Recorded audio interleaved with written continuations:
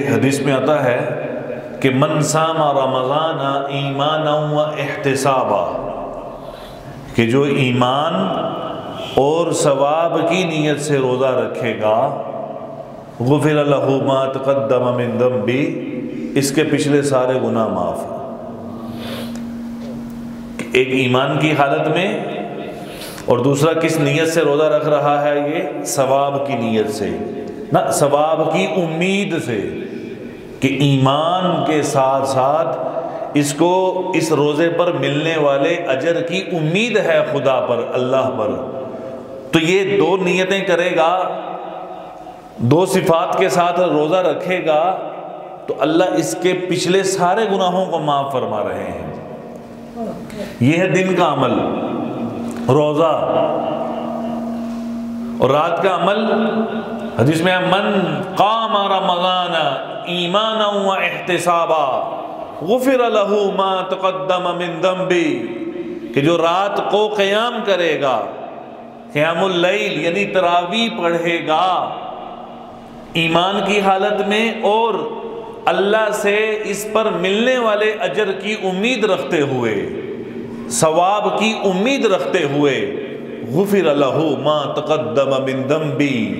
کہ اللہ اس پر بھی اس کے پچھلے سارے گناہوں کو معاف فرما دے گا۔ یہ دو عمل ہیں، ایک دن کا اور ایک رات کا، اتنا اجر و ثواب سے بھرپور، نوافل کا اجر بڑھا دو اور اس کا اجر فرائض کے برابر کر دو۔ اس لیے ایک حدیث میں آتا ہے کہ ایک بندہ اگر پوری زندگی نفلیں پڑھتا رہے تو اس کی پوری زندگی کے نفل اس کے ایک فرض کے برابر نہیں ہو سکتے، یعنی فرض کا اتنا مقام ہے،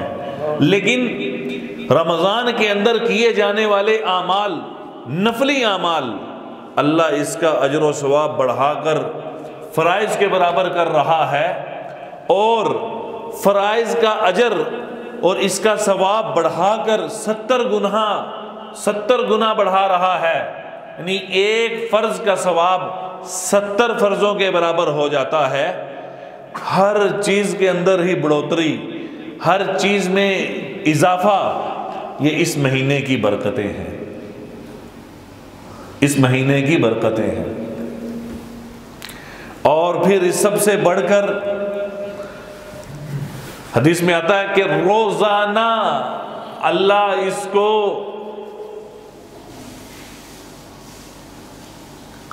حدیث میں آتا ہے للصائم فرحتان، روزے دار کے لیے دو خوشیاں، دو خوشخبریاں، للصائم روزے دار کے لیے، فرحتان دو خوشخبریاں ہیں، فرحت عند الفطر، پہلی خوشخبری افطار کے وقت، پہلی خوشی وہ افطار کے وقت، تو اس کے دو مطلب بیان کیے ہیں شراح نے، وَفَرْحَةٌ عِنْدَ لِقَاءِ، اور دوسری خوشی ہوگی جب اس کی ملاقات اللہ سے ہوگی۔ وہ کیا خوشی ہوگی، یا اس کا معنی اگر خوشخبری لیں، وہ کیا خوشخبری ہوگی یہ اللہ ہی بہتر جانتے ہیں، لیکن اس کو اگر ملایا جائے اس حدیث کے ساتھ کہ الصوم لی وَأَنَا أَجْزِي بِهِ، کہ روزہ میرے لیے ہے اور اس کا بدلہ میں خود دوں گا، یا الصوم لی وَأَنَا أُجْزَى بِهِ، کہ روزہ میرے لیے ہے اور اس کا بدل میں خود ہوں، یعنی دوسری خوشخبری یا دوسری خوشی وہ کیا ہوگی کہ جب اللہ سے ملاقات ہوگی تو اللہ ہی بہتر جانتے ہیں وہ کیا اس کو خوشخبری دے گا، وہ اس کو کیا خوشی سے نوازے گا،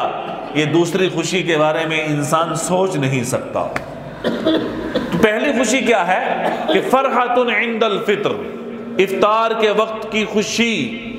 یا افطار کے وقت کی خوشخبری۔ تو اس کے علماء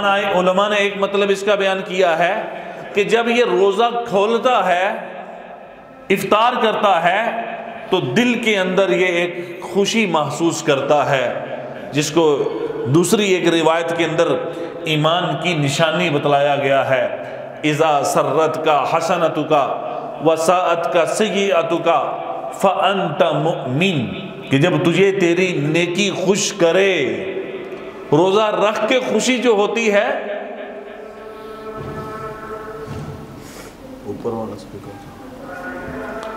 روزہ رکھ کر جو خوشی ہوتی ہے، اور ایک اس کا اندازہ اسی کو ہو سکتا ہے کہ ایک آدمی بغیر کسی عذر کے روزہ چھوڑ دے. اس کا کوئی عذر نہیں ہے، کوئی بیماری، کوئی عذر، بغیر کسی عذر کے اس نے روزہ چھوڑ دیا. اس کے دل میں جو ایک دکھ اور ایک افسوس کی کیفیت ہوتی ہے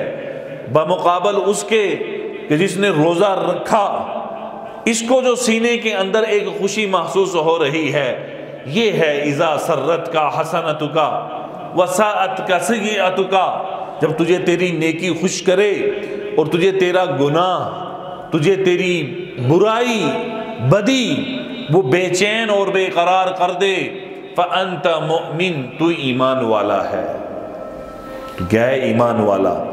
تو معلوم ہوا کہ وَفَرْحَةٌ عِنْدَ الْفِطْرِ، کہ ایک خوشی